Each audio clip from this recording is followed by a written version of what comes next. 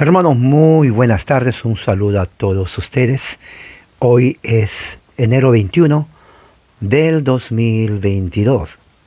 Y bueno, hoy día o esta noche, ya es de noche aquí, continuar nuestras reuniones del día viernes.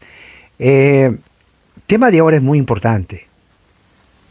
El tema de ahora es muy importante y esto va a ser casi como una serie de temas en desarrollo que nos va a ayudar bastante a entender lo que es el cristianismo durante la historia.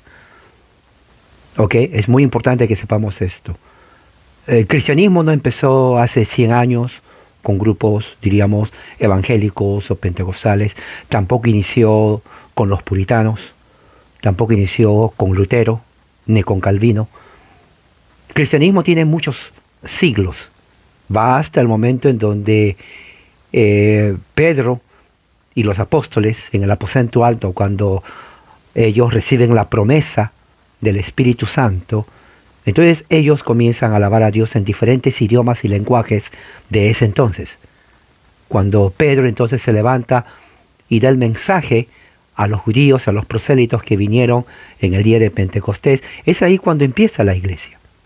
Recordemos que la iglesia por los primeros 30 años, diríamos así, era prácticamente hebrea, judía. El centro estaba en Jerusalén, así dicen las escrituras.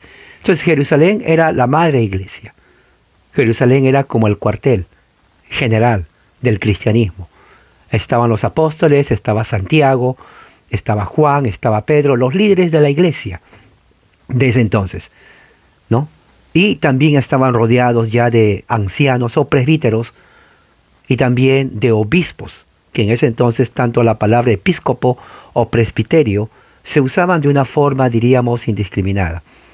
Pero también comenzaron a salir también el oficio de diácono, ¿no? Los diáconos, que al principio, de acuerdo a Hechos, eran los encargados de ayudar a los apóstoles a administrar lo que tiene que ver con las necesidades de los hermanos. O sea, era ya iglesia, la iglesia cristiana, la eclesía, a medida que crecía, veía la necesidad de organización. Y es lógico, una congregación de 10 personas, bueno, no hay tanta organización. Pero cuando ya son 50, ya necesita organización. Si son 200, mucho más. Si son 500, entonces ya necesita organizarse y pensar bien en las necesidades de las personas. Bueno, eso pasó en Jerusalén. Ahora, tenga en cuenta esto, Jerusalén, Jerusalén. Jesús dijo, empiecen en Jerusalén, empiecen en Judea, en Samaria y hasta la última de la tierra. O sea, Jerusalén, por los primeros, diríamos, 30 años, hasta la destrucción de Jerusalén en el año 70, era el cuartel general del cristianismo. ¿Se acuerda cuando estamos leyendo en Hechos el Evangelio, cuando Lucas narra los viajes de Pablo, ¿no? Que se va a Antioquía de Siria, ¿no? Y luego de Antioquía de Siria, él sigue en toda parte del Asia Menor. Entonces, vemos que para la destrucción de Jerusalén, ¿no? En el año 70, entonces se cumple la profecía que Jesús profetizó, que iba a haber el fin de la era, o sea, el fin de Jerusalén, a eso se está refiriendo. Entonces, el centro de Jerusalén, de la iglesia, se descentraliza. Recuerde que Antioquía se convierte en una de las principales ciudades del cristianismo, aparte de Jerusalén. De ahí salen los primeros padres de la iglesia, los primeros obispos, los primeros presbíteros, ¿no? De Antioquía. Los mejores teólogos salen de Antioquía, de Siria. Entonces Antioquía se convierte en la segunda iglesia, después de Jerusalén, importante en el cristianismo a partir del año 70 en adelante. Ya la iglesia había crecido. Jerusalén, muchos gentiles habían abrazado la fe cristiana. Pablo comienza a viajar a Asia y a todos esos lugares. Cuando escribe su carta a los romanos en el año 55 más o menos, ya había iglesia, ya habían cristianos en Roma. Ahora, Roma estaba totalmente alejado de Jerusalén y de Antioquía, porque estaba en Europa. Pero Roma comenzó a tener preponderancia, diríamos, importancia sobre las otras iglesias. Entonces ya tenemos Jerusalén. Jerusalén prácticamente hasta el año 70 en adelante comienza a bajar, a menguar en cuanto a importancia. Una vez que los apóstoles mueren durante la persecución, la gran tribulación que Jesús dijo y que se cumplió con Nerón, el último sobreviviente fue el apóstol Juan, cuando escribe sus cartas. Entonces, dentro de ellos estaban otros, sus discípulos de ese entonces, que cuando entran al siglo II, entonces comienzan a escribir las epístolas. Entonces Juan es el que enseña, ¿no?, a los discípulos del segundo siglo en cuanto a las tradiciones de los apóstoles, porque así lo llamaban ellos, tradiciones apostólicas, ¿no? Ahora, es muy importante tener eso en cuenta, porque ahí ya empieza la iglesia a descentralizarse. Una vez que los apóstoles mueren, entonces la organización del cristianismo pasa en Antioquía de Siria. Entonces la iglesia en Antioquía crece en influencia, en teología, en importancia. Grandes teólogos, ¿no?, grandes obispos, ¿no?, o episcopos salen de Antioquía. Pero junto con Antioquía también hay otra iglesia que está en el norte de África, es Alejandría. Sí, en Alejandría también salen muchos buenos obispos, muchos buenos teólogos. Entonces ya hay tres, lo que se llama después patriarcados: Jerusalén, Antioquía y Alejandría. Y Roma. Pero Roma estaba alejado. Entonces prácticamente eran 4 centros importantes del cristianismo: Jerusalén, Antioquía, Alejandría y Roma. Una vez que viene la destrucción de Jerusalén, la iglesia en Antioquía y la muerte de los apóstoles comienza a menguar y pasan a importancia 2 centros importantes en la teología cristiana: Antioquía de Siria y Alejandría en Egipto. Las 2 escuelas, diferentes, diríamos, énfasis en el aspecto teológico, porque de allí es donde se define lo que es el cristianismo por los próximos 2000 años hasta ahora. Por los próximos 2000 años hasta ahora. Ahora, bien interesante, porque cuando uno va, y eso lo vamos a ver en un momento, cuando pasa el 100 años, 200 años después, cuando ya la iglesia crece en toda Asia, en toda África, inclusive en Roma, en España, en Gran Bretaña, ¿no?, en todos esos lugares, Roma comienza a tener preponderancia y primacía sobre los patriarcados de Jerusalén, de Antioquía y de Alejandría. Jerusalén prácticamente es respetada porque es el centro del cristianismo históricamente. Ahí estaban los apóstoles. Pero ya no después. Después del año 70 ya no hay influencia. Entonces queda Antioquía y Alejandría. Pero el problema está en que después, cuando aparecen los musulmanes en el siglo VII, entonces ellos arrasan con todo el Medio Oriente, excepto Roma.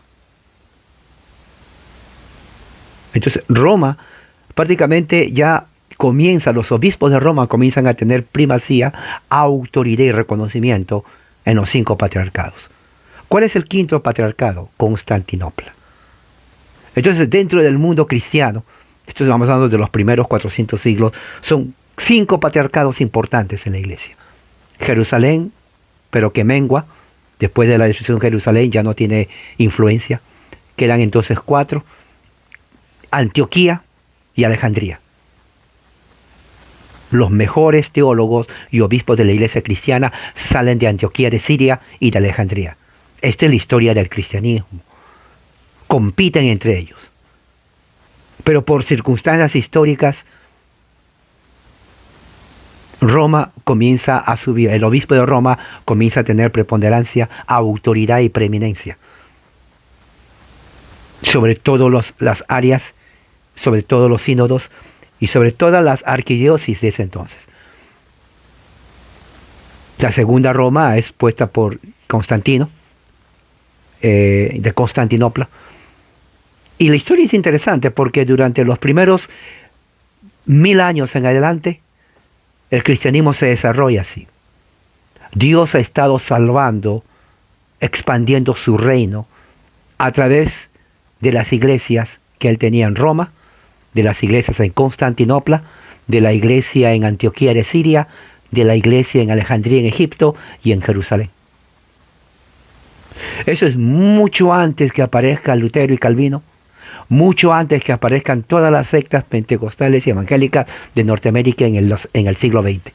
O sea, por prácticamente 2000 años, 2000 años, Dios ha estado salvando y ha estado expandiendo su reino dentro de las iglesias donde existían en ese momento. Cuando muere Pablo y Pedro, más o menos en el año 67-68, durante el, reinado, diríamos así, aunque no era reinado porque nunca fue rey, el emperador Nerón, a quien Juan lo llama la bestia, ¿no? Nerón es la bestia de Apocalipsis que hace guerra a los santos a través de juntamente en un plan contubenio que tuvo con la gran ramera. La gran ramera es Jerusalén, los fariseos, Jerusalén la apóstata. Entonces Jerusalén se convierte en la gran ramera, ¿no? Y justamente hace un plan con la bestia, Roma, encabezado por Nerón, para perseguir a los santos de Dios. Eso es prácticamente el libro de Apocalipsis. El convenio pactual, político, religioso entre Jerusalén, Roma, la bestia, a quien Juan llama a Jerusalén la gran ramera, para atacar a los cristianos, que se culmina en la destrucción de Jerusalén. Una vez que sucede eso, entonces la iglesia en Jerusalén mengua. Durante todo ese periodo mueren la mayoría de los apóstoles, excepto Juan. Fue allí entonces cuando cambia el centro del cristianismo a Roma, Antioquía y Alejandría. En el año 161-80 hay una persecución, ¿no? En el Imperio Romano, bajo el emperador Marco Aurelio, ¿no? Y también persecuciones bajo el emperador Decio y Diocleciano, persecuciones terribles increíblemente. O sea, la iglesia pasa durante los 300 años primero ser perseguida. Miles de cristianos fueron llevados al circo romano, aventados a las fieras, decapitados, crucificados, quemados vivos. Entonces la iglesia durante los 300 primeros años se va a las catacumbas. Vivieron por 300 años. En las catacumbas en Roma, por ejemplo, todavía existen ahí.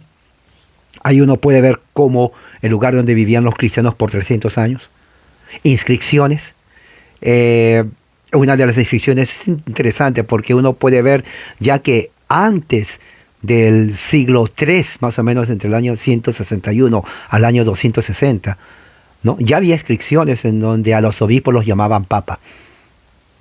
O sea, estamos viendo el desarrollo de la iglesia cristiana durante la época de la gran persecución bajo los emperadores romanos, ¿no? En donde vivían en las catacumbas. El cristianismo de una forma increíble, milagrosa, se expandió. La gente, Dios traía, avanzaba su reino en medio de la persecución. Eso es mucho antes que haya reforma. Eso es mucho antes que aparezcan todas las sectas habidas y por haber de evangélicos y pentecostales en el siglo XX. O sea, por 2000 años, Dios nunca usó ni necesitó a sectas que existen hoy. Él usó la iglesia que tenía en ese entonces. La iglesia que estaba en Roma, la iglesia que estaba en Antioquía, la iglesia que estaba en Alejandría, en Constantinopla y en Jerusalén. El evangelio se extendía. La gente en medio de la persecución por 300 años, entonces mucho, aumentaban. Y esto es algo que inclusive, por eso los emperadores los mataban, porque ellos no entendían cómo se podían multiplicar en medio de gran oposición. Y es increíble, pero así fue. Cristianismo creció, cristianismo se expandió por toda Europa en medio de la persecución durante los primeros 300 años. ¿Cuál fue el país que se convierte oficialmente en el primer país cristiano? Fue en el año 301. En el año 301, el país de Armenia se convierte en el primer país que oficialmente adopta el cristianismo como la religión del Estado. El cristianismo crece sin necesidad de Lutero, ni de Calvino, ni de los evangélicos. Así es como Dios actúa. Nunca hubo un momento de apostasía en la iglesia. La iglesia nunca apostató, realmente. Jesús dijo, yo estaré con vosotros todos los días, diariamente, con ustedes hasta el fin del mundo. Lo cual implica que no hubo apostasía. ¿Que hubo grupos heréticos? Claro que hubo grupos heréticos. Lo hubo en el tiempo de Pablo, lo hubo en el tiempo de Juan, lo hubo durante el primer siglo, pero eso no es apostasía. Esos son grupos heréticos, que es muy diferente. Decir que hubo apostasía es negar la promesa de Cristo, que Él prometió estar todos los días hasta el fin del mundo con la iglesia. Los mormones dicen eso, testigos de Jehová dicen eso, adventistas dicen eso, sectas pentecostales y otras sectas más de Estados Unidos dicen eso, que hubo una apostasía. No hubo apostasía. Porque la promesa de Jesús fue, estaré con ustedes todos los días hasta el fin del mundo. O sea, es imposible que haya apostasía.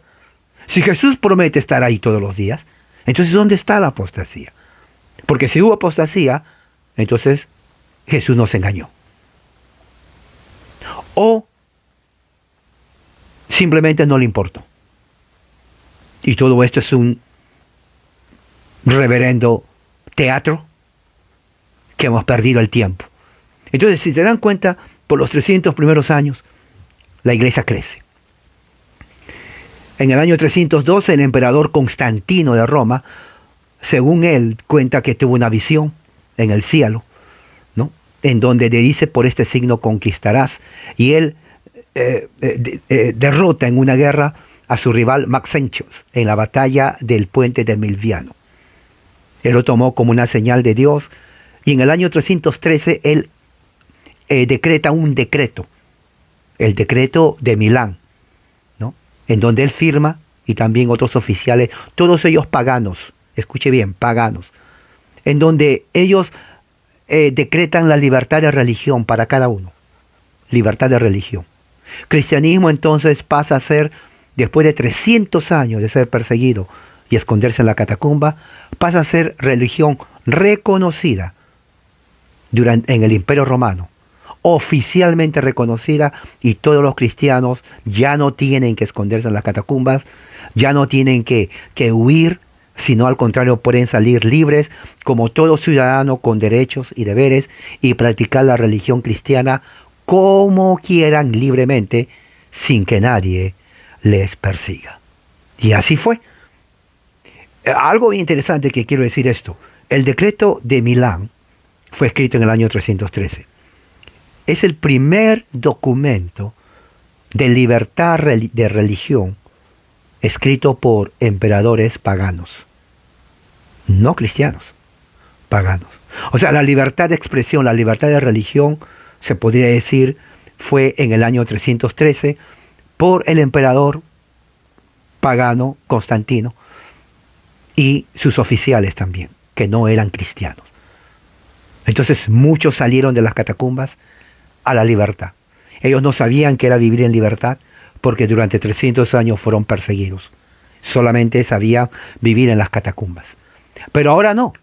Con el decreto de Milán, con el edicto de Milán 313, pueden hacer Google y léanlo para que se eduquen en cuanto al cristianismo. Entonces los cristianos en Roma tienen la libertad de practicar su religión. Los obispos, ¿no?, los diáconos y los sacerdotes. No, los sacerdotes es una evolución de la palabra presbítero. Básicamente un sacerdote era un presbítero, pero lo llaman sacerdote. Muchos me preguntan, ¿de dónde viene la palabra sacerdote si no está en la Biblia? Bueno, o cura, ¿de dónde está en la Biblia? Bueno, viene del título presbítero.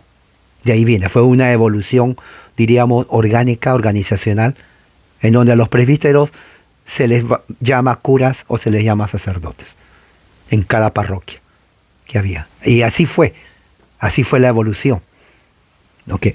Recuerde, no había reforma, pero Dios extendía su reino siempre dentro de la iglesia. Fue en ese tiempo, ya para el año 300, en donde la palabra católica ya se aplicaba a la iglesia. ¿Por qué se aplicaba a la iglesia católica? Porque ellos querían una unidad de fe, una unidad de gobierno.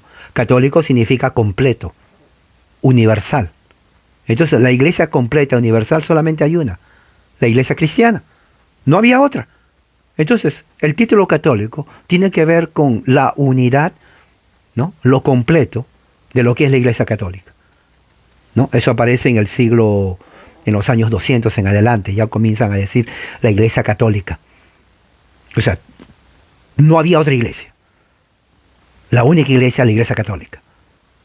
Entonces, si alguien pertenecía a otra iglesia, era herético, ¿no? Y era juzgado por los concilios como herético y lo expulsaban. Entonces, ya durante los 300 primeros años, entonces, se comienza a definir lo que es fe cristiana, lo que es bautismo, ¿no?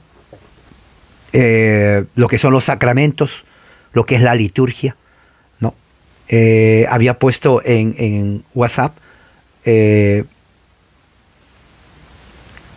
una frase que encontraron ya en uso, ya entrando al segundo siglo. O sea, prácticamente posiblemente el apóstol Juan lo habrá escuchado. No sé si usted es católico, lo habrá escuchado. Yo lo escuché cada vez que iba a misa, ¿no? Decía, Señor, ten piedad. Jesucristo, ten piedad. Jesús, ten piedad. No sé si usted lo escuchó. Bueno, yo me crié en una iglesia católica, en una familia católica, y siempre en las misas es, Señor, ten piedad. Cristo, ten piedad, Señor. Y uno decía, ¿de dónde vienen estas palabras? Bueno, esa palabra ya estaba inscrita en las catacumbas, que lo encontraron en el siglo II, a principio, lo cual implica de que ya a finales del primer siglo, ¿no? Donde estaba el apóstol Juan vivo, entonces ya se usaba esa expresión litúrgica. Muchos lo llamaban como una forma de cantar, ¿no? Señor, ten piedad. Jesucristo, ten piedad. Señor, ten piedad. O sea, eso, si bien es cierto, no está en la Escritura, las iglesias cristianas, las comunidades en Roma, comenzaban ya a desarrollarlo. Recuerde, la iglesia está creciendo. Dios está trayendo, expandiendo su reino en toda Europa. Y eso son justamente formas de expresar la fe cristiana en ese entonces. Para el año 380, ¿no? El emperador romano del Este, Teodosio, ¿no? Firma un decreto, este es el año 380, con el emperador romano del Oeste, Valentiniano. Valentiniano y el emperador Teodosio eran dos emperadores, un emperador romano del Este y el otro emperador romano del Oeste.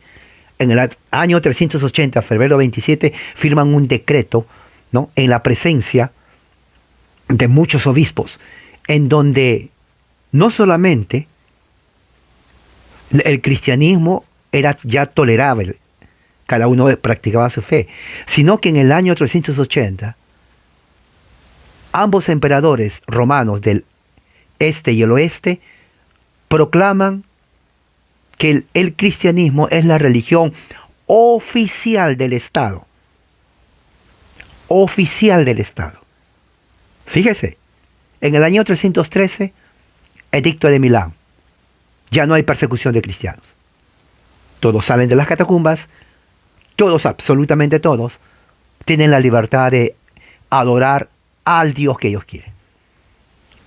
Pero en el año 380, el emperador romano del este, Teodosio, y el emperador romano del oeste, Valentiniano, hacen del cristianismo la religión oficial del Estado, de todo el imperio romano.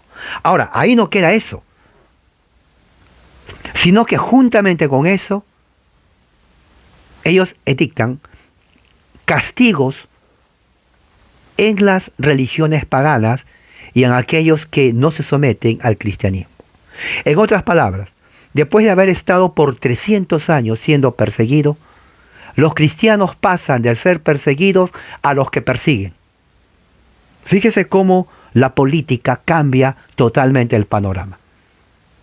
Muchos me preguntan, ¿pero cómo la Iglesia Católica Romana llegó a ser como es? Bueno, esto es una de las razones. Es una evolución.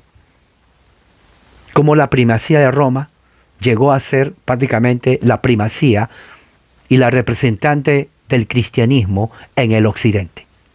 Porque no había otra iglesia. Dios salvaba y ponía a la gente que salvaba en la Iglesia Católica Romana. Así es. Así es. La mayoría de los que estaban en contra eran herejes. Eso es así. Porque cuando se estudian las doctrinas de ellos, si bien es cierto, protestaban contra el catolicismo de ese entonces, sus doctrinas eran herejes. Entonces, la preservación de la doctrina apostólica estaba dentro de la Iglesia Católica Romana. No había reforma, mucho menos evangélicos ni pentecostales. No existía eso. Recuerde, evangelicalismo, pentecostalismo nace aquí en los Estados Unidos, se consolida en el siglo XX, 1909, 1910, hace poco nomás. Hace poco. Ellos no existieron por casi 2000 años. ¿Ok? No existieron por casi 2000 años. Eso nunca se olvide, escríbalo, memorícelo y póngalo en su página. Entonces la iglesia que Dios usó, el cristianismo representante, comienza a desarrollarse así. 380, la iglesia cristiana pasa de ser perseguida a perseguir. En el Código de Teodosiano, capítulo 16, entrada 1 y 2. Esto es lo que dice. Es muy importante para que sepa por qué el año 380 marca el cambio en lo que tiene que ver el cristianismo y la iglesia cristiana. Dice, nuestro deseo es que en todas las naciones en donde hay sujetos, ¿no?, o vasallos que están sujetos a nuestra clemencia y moderación, deberían de profesar la religión en la cual fue entregada a los romanos por el apóstol divino Pedro. Fíjese lo que está hablando. 380 después de Cristo. Este es el desarrollo de la primacía de la Iglesia Católica Romana. Dice que es nuestro deseo que todas las naciones continúen profesando la religión que fue entregada a los romanos por el apóstol divino Pedro, y el cual ahora profesamos, y se profesa por el pontífice Papa Damaso, y por Pedro, obispo de Alejandría. De acuerdo a la enseñanza apostólica y la doctrina del Evangelio, creamos solamente en una deidad del Padre, del Hijo y del Espíritu Santo, en igual majestad y en una Trinidad Santa. Fíjese que aquí inclusive la doctrina de la Trinidad ya estaba creída, ya se aceptaba, se enseñaba en todas las diócesis, todo Roma, todo Alejandría, todo Antioquía, y en Jerusalén se enseñaba la doctrina de la Trinidad. Esto es la ortodoxia, el inicio de la ortodoxia dentro de la iglesia cristiana. Estamos hablando del siglo IV. Ya estaba la creencia trinitaria, estaba establecida. Y aquí en este edicto se está diciendo a todas las naciones que deben de seguir la fe cristiana trinitaria. Autorizamos a los seguidores de esta ley a asumir el título, fíjese, escuchen bien lo que dice. Muchos dicen, pero ¿por qué se llaman católicos? Bueno, recuerde que la palabra católico ya existía en el siglo II. Con esta ley, esto es lo que dice. Desde el punto de vista legal, asumimos que el título de todos los creyentes son católicos cristianos. Católico porque tiene que ver con la única iglesia verdadera, que viene a ser la iglesia católica representada en Roma y también en Antioquía y también en Alejandría. Esa es la religión cristiana. No había evangélicos, ni pentecostales, ni reformados. Eso vinieron después. Dios continuó salvando de esa forma. ¿Se dan cuenta entonces por qué nunca hubo apostasía? Nunca hubo apostasía. Hubo grupos herejes, pero no apostasía. Porque Jesús dice en Mateo 28, estaré con ustedes todos los días hasta el fin del mundo. Es imposible que haya apostasía cuando Jesús esté en su iglesia. Eso nunca se olvide. Escríbalo, memorícelo, póngalo. ¿Usted es cristiano? ¿Usted es católico? Bueno, había una iglesia católica. Y de ahí viene. Y dice, por los otros, en nuestro juicio, las personas que no quieren ser católicos cristianos, escuche bien lo que dice, son idiotas, están locos. Decretamos que ellos serán catalogados de una forma ignominia con el nombre de heréticos.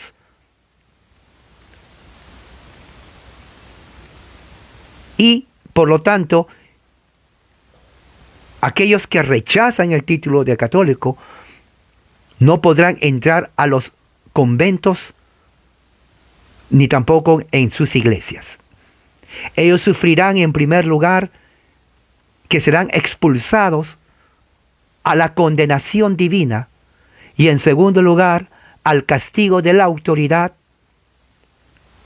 de acuerdo a la voluntad de los cielos que decide infligir sobre ellos. ¿Se dan cuenta cómo en el año 380, por un decreto político, los cristianos que habían sido perseguidos por más de 300 años pasan a ser, por decreto político del Imperio Romano, del Este y del Occidente, a ser perseguidores de los paganos? Y esto es decreto divino. Haga Google 380, ponga Código Teodosiano, donde se ponga el año 380 y los derechos y privilegios que se dieron a los cristianos. Haga Google, edúquese. Eso es muy, muy importante.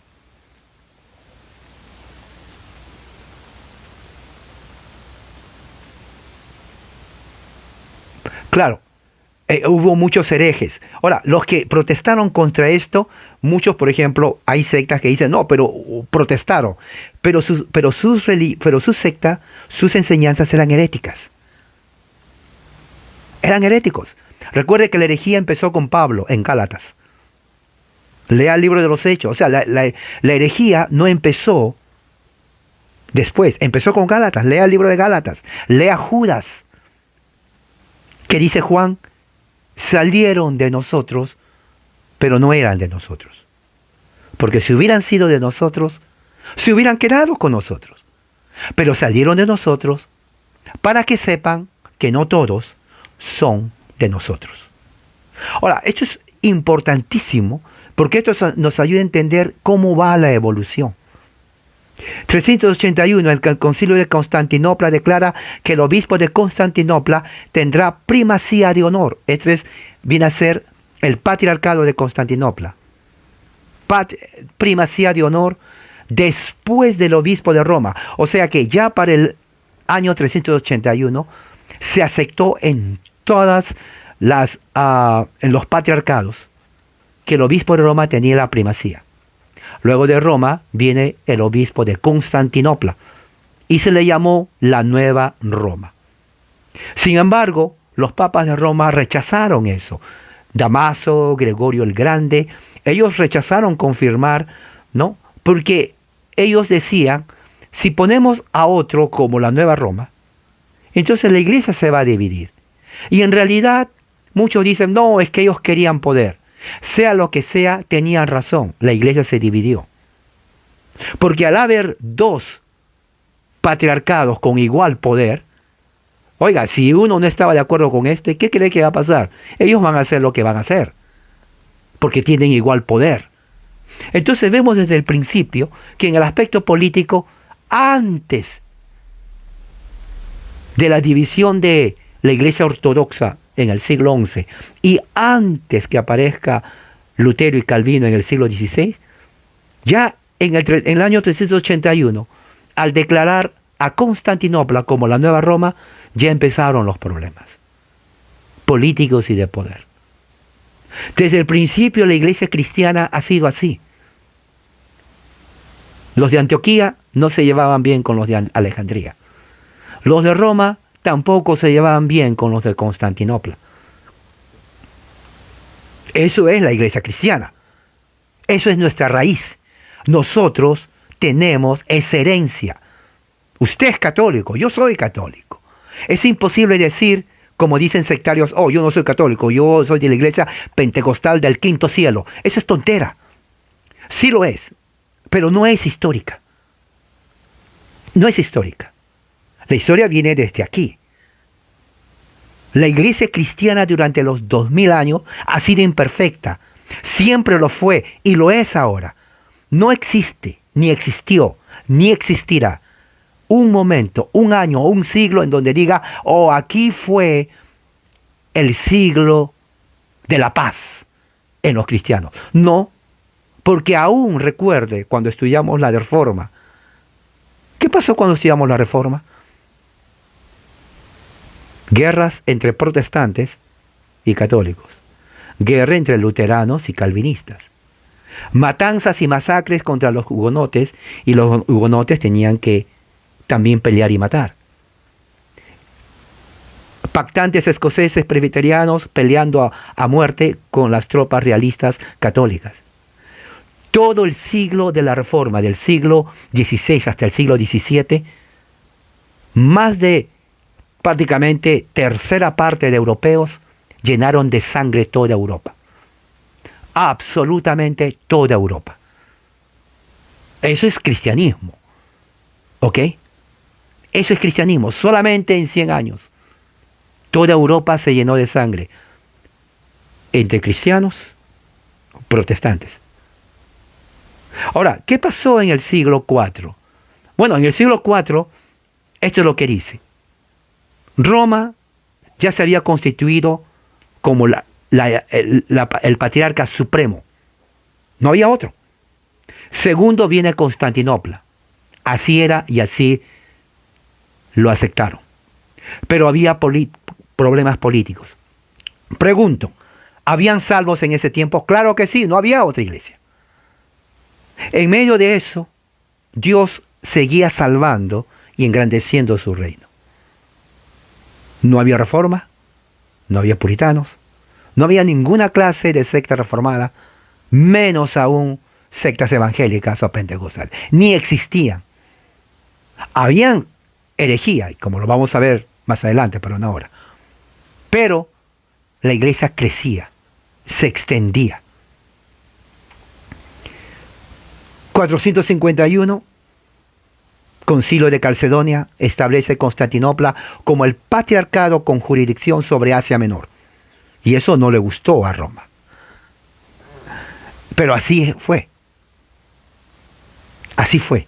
La iglesia se extendió en toda Asia. El reino de Dios seguía creciendo. No había reforma y menos aún sectas evangélicas y pentecostales. El reino de Dios se extendía, el evangelio seguía predicando. Eso es la iglesia de Dios. Claro, así fue. Nunca hubo apostasía, porque Jesús prometió, yo estaré con vosotros todos los días hasta el fin del mundo. Eso es la historia. No hay otra historia. Así Dios salvaba y expandía a su iglesia.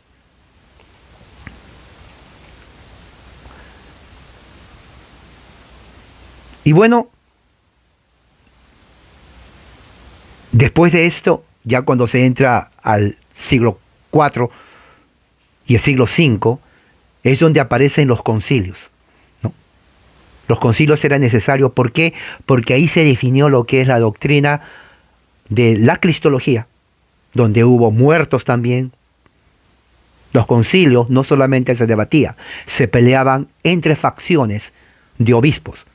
Y cuando digo se peleaban, me refiero literalmente, se peleaban con piedras, con palos, con lanzas, con espadas. Mientras los obispos debatían en la iglesia, sus seguidores en la calle se mataban a golpes y a espada. Así era como se definían la doctrina de la Trinidad, la doctrina de Cristo, la kenosis, la homoousias, ¿no? Y todo lo que tiene que ver en cuanto a la cristología que ahora nosotros, cristianos, creemos en cuanto a la Trinidad, en cuanto a Jesús, en cuanto al Padre, en cuanto al Espíritu Santo, en cuanto al Teotokos, ¿no? ¿Es el Teotokos o es el Teocristos o Cristotokos? Eso ha definido lo que creemos ahora. Hubo gente que fue salva. Decir que no, entonces es negar el poder del Evangelio y la promesa que Jesús dice: yo estaré con vosotros todos los días hasta el fin del mundo. O sea, la próxima semana vamos a hablar acerca de lo que ya había hablado antes, pero dentro de este contexto. ¿Cómo fue que la iglesia seguía creciendo en medio de esta oposición? Roma ya para el siglo V ya tenía primacía sobre Constantinopla, pero Constantinopla también tenía su jurisdicción. Y no era fácil someterse a la autoridad de Roma, porque todos somos obispos y nadie es sobre otro. Y ese es uno de los temas candentes que ha definido el cristianismo del occidente, el catolicismo romano y también la iglesia ortodoxa.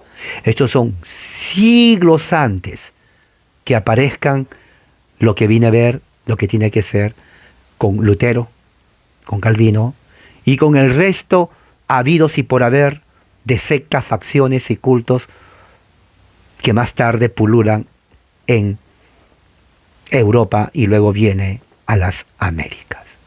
Bueno, aquí voy a terminar. Espero que esto les haya dado a ustedes una idea de lo que fue los primeros 300, 400 años. Esto va a seguir porque hay mucho, absolutamente mucho que hablar. La idea es que usted conozca su herencia cristiana. Mi herencia cristiana no nació hace 100 años, tampoco nació con los puritanos, ni tampoco con Calvino, ni con Lutero. Al contrario, va desde los tiempos apostólicos y todo el desarrollo de los primeros 500 años, que es la base de la doctrina cristiana hoy, en el occidente y también en el oriente. Que la gracia de Dios sea con todos ustedes. Amén.